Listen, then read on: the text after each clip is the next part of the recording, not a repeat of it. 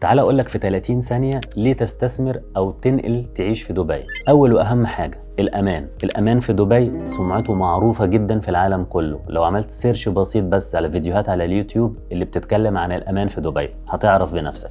رقم 2 سهولة في تأسيس الشركات، وانك تفتح بيزنس في دبي اول يوم في يوم واحد تفتح رخصة تجارية، في اليوم الثاني تقدم على الإقامة. ثالث حاجة عقارات دبي من اعلى عوائد في العالم ومن ارخص اسعار القدم في العالم. لو جينا نحصر اكبر 10 مدن في العالم سعر القدم فيها دبي بتنافسهم. دبي هي ارخص سعر قدم في العالم تشتريه في دبي، واعلى عوائد في العالم في دبي. تخيل المعادلة، بصراحة المعادلة صعبة. رقم 4 الجولدن فيزا.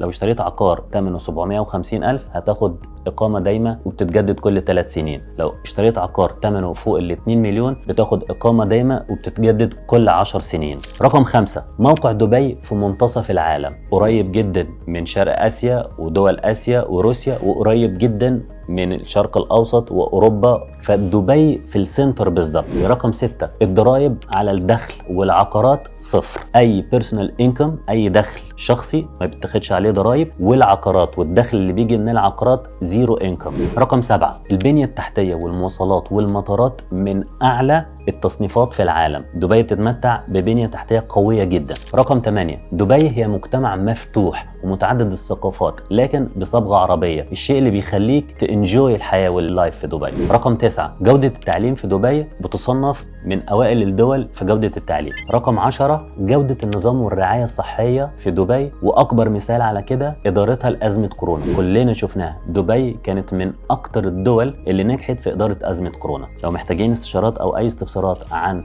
الاستثمار في دبي اكتبوا لي أو ابعتوا لي رسالة على الواتساب.